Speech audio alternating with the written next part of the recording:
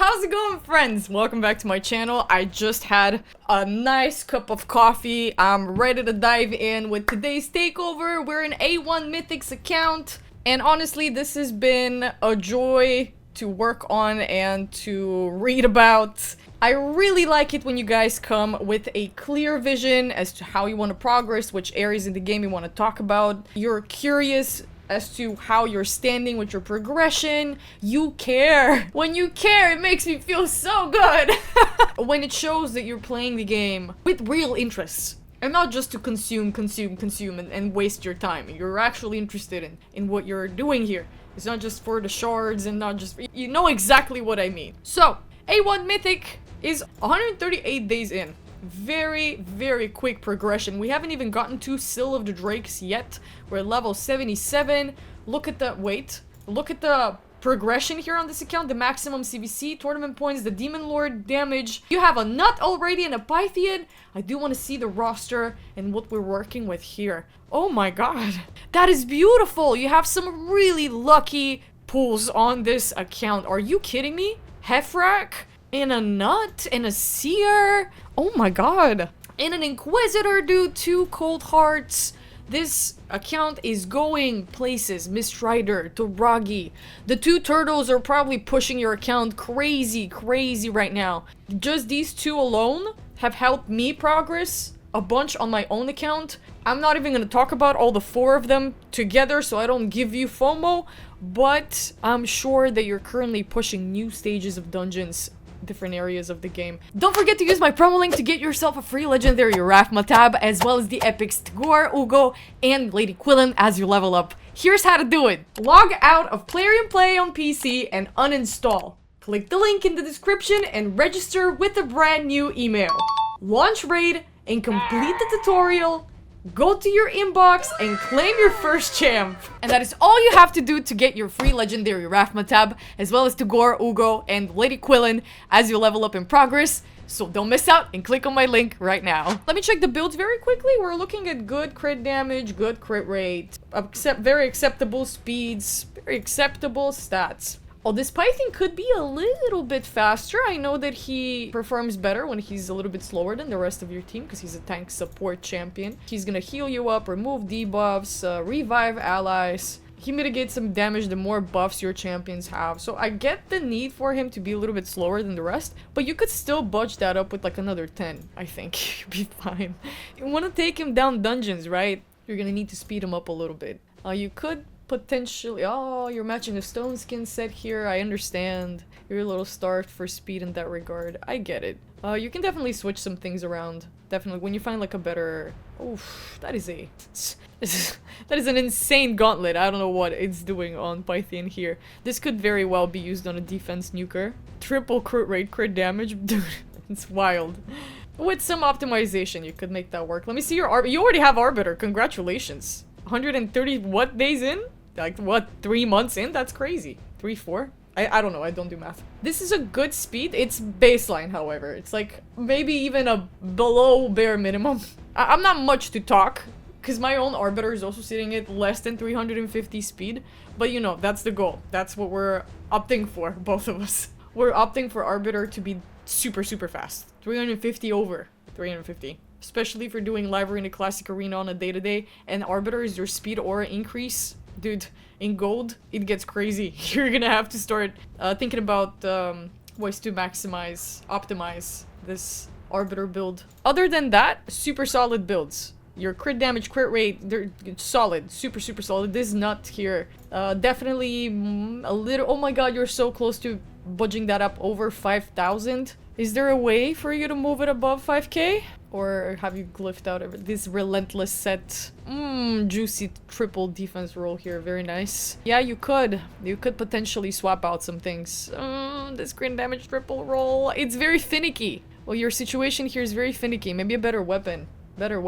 Okay, and if it's like a Pharaoh piece, you're just gonna have to go through a few sieges. I hope your clan can manage sieges and you win some really good Pharaoh pieces from there. At some point, mythicals are gonna start flying in if you don't already have a good set of mythical artifacts from Pharaoh. These are always the best ones. You don't have any. That's wild. The Pharaoh mythical pieces are the best ones on my account, and I have all champions equip with at least like 1 or 2 Pharaoh pieces. Always. Such a good set. Other than that, spectacular, dude. Let me see the Master Vault, the Reserve Vault. Yeah, we have some notables here that you haven't worked on. This Man-Eater could help you a lot. I don't know if you have another heal reduction. You might have one, but Leminisi's not a bad option. Takeover is also a really good support. Feign for Clan Boss if you need it, but I saw that you have some really good damage there.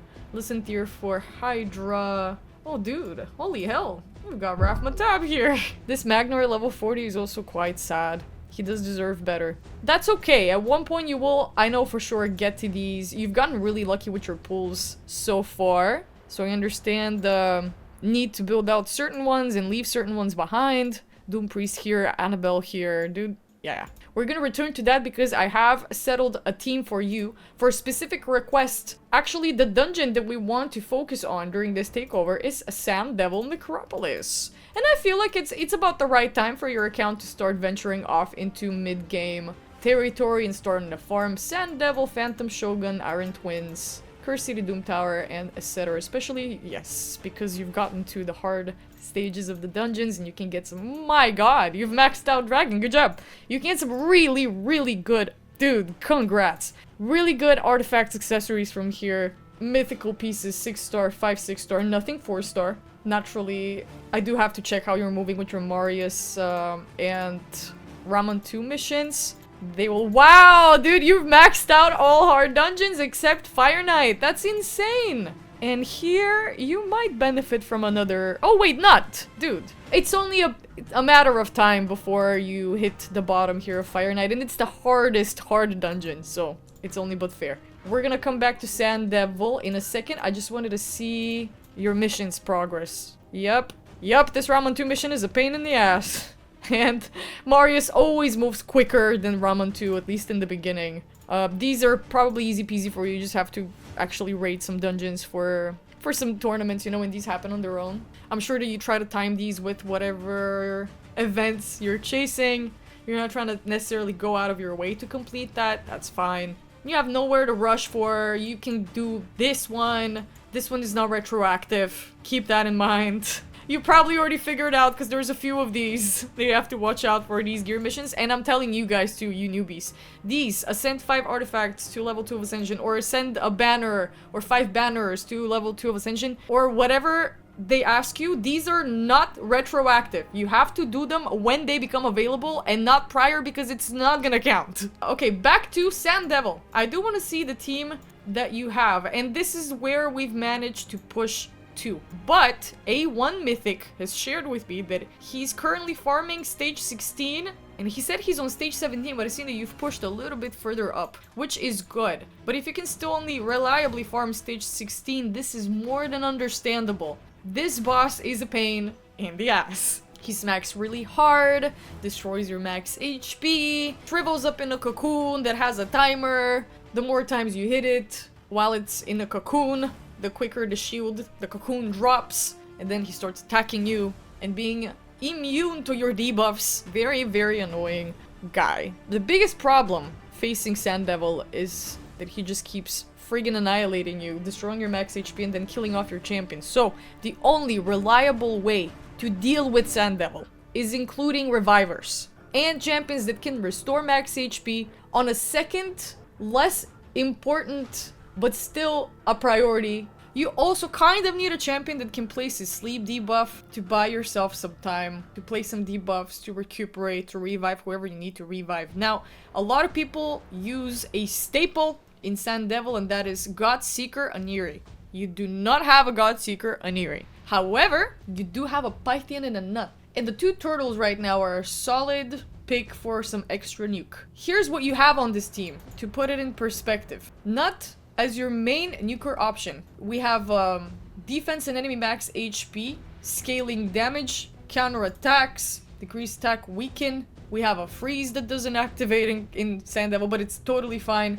You're decreasing the turn meter here on a triple hitter. It's a perfect pick for Sand Devil. Donnie and Mikey, we already know what they do, right? Not gonna go over it, but together they have synergies, they attack together. Donnie's gonna heal up everyone whenever he counterattacks with Mikey, so that's a little bit of extra heal. Pythian here has, we talked about it, revival, 50% HP, 50% turn meter, strengthen on everyone, debuff removal with block debuffs, a little bit of extra heal for each debuff removed from this skill, and a little heal on his A1, right? Damage mitigation.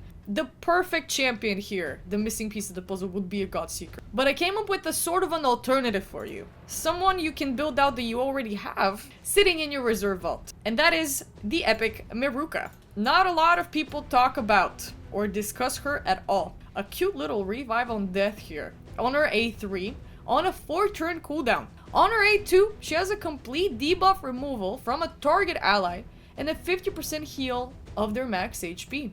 On her A1, she has decreased speed.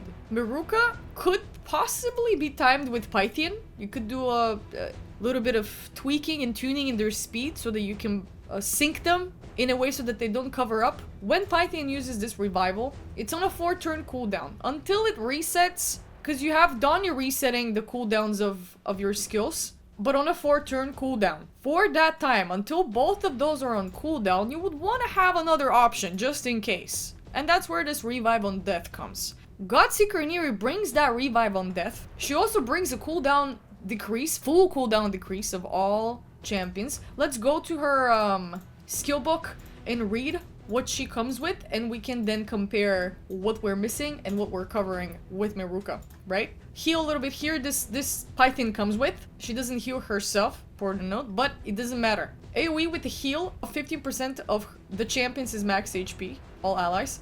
Buff decrease on all enemies by a turn, and buff increase on all allies by a turn. This is nice. This we don't have on this team, but again, we can go around Sand Devil without it. This A3, on a 4-turn cooldown, revives that ally 50% HP, 50% turn meter, resets the cooldowns of all of their skills. This is where combined you have Donnie and Pythian pulling the load for you. Pythian will revive dead allies with 50% HP, 50% turn meter. Donnie resets the cooldowns of all their skills. On a 4-turn cooldown, both of those. And her passive, on a 4-turn cooldown, again, preempts a fatal hit on an ally and instantly plays a revive on death on them for a turn before the damage is taken. That's the active effect that takes the cooldown. And on a passive, she increases the amount of healing all allies receive by 10%. So she does have a little bit more utility than a Miruka, alright? But at least we have the mechanic of revive on death included, and maybe you will find a way to speed tune it when you build her out.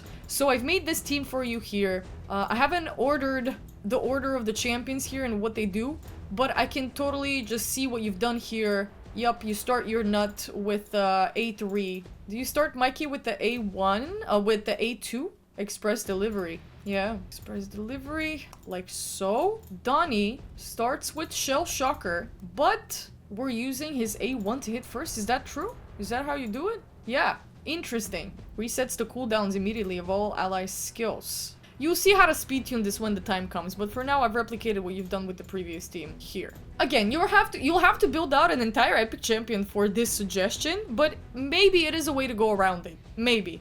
And raise a stage or two higher if you need it. Because from what I'm seeing here, if you can farm, what, like stage 19 or 20 reliably, just move to stage 19, 20. You don't need to shoot all the way to stage 25 yet. I know the Chaos Dust is very tempting. I know. But maybe wait until you pull a Godseeker. I feel like she would be a better fit. You could replace the Donnie there if you felt like it. If not, you have 2 cooldown reset champions. And Godseeker will be able to actually reset the cooldown of Donnie's A2, and then Donnie's A2 will be able to reset the cooldown of Godseeker. Like, maybe something crazy like this, right? When you do pull her. So, I'm currently oh my god.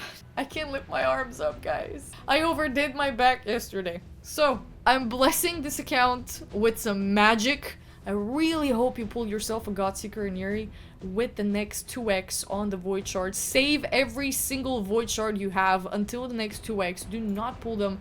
Do not get tempted by these progressives at all. Please. I want to congratulate you on your progress. This is a spectacularly looking account. Very clean. Everything is going super well. You're spending resources where you need to. You're moving very quickly, very efficiently. You seem to know what you're doing here. Guardian Ring, question mark. Are we getting to that? I hope so. I hope you're not just empowering champions left and right. Your Guardian Ring's being used. I'm gonna wait for you to click these at the same time. You have no idea how much I held back from not clicking these dots. That aside, for a casual spender on a monthly gem pack and a forge pass every once in a while, this is super good progression. You're doing quite well. I hope I was able to weigh in and give you an idea on how to make do with what you have. If you guys want to take over, feel free to hit up my Discord. You can find the link down in the description box under this video. Submit a ticket on account takeover quests. It's gonna take a little bit of time before I get to you because there is always backlog and a couple of people waiting in line in queue. So I thank you for the patience in advance. Thanks for watching, and I will see you again in the next one tomorrow. Bye!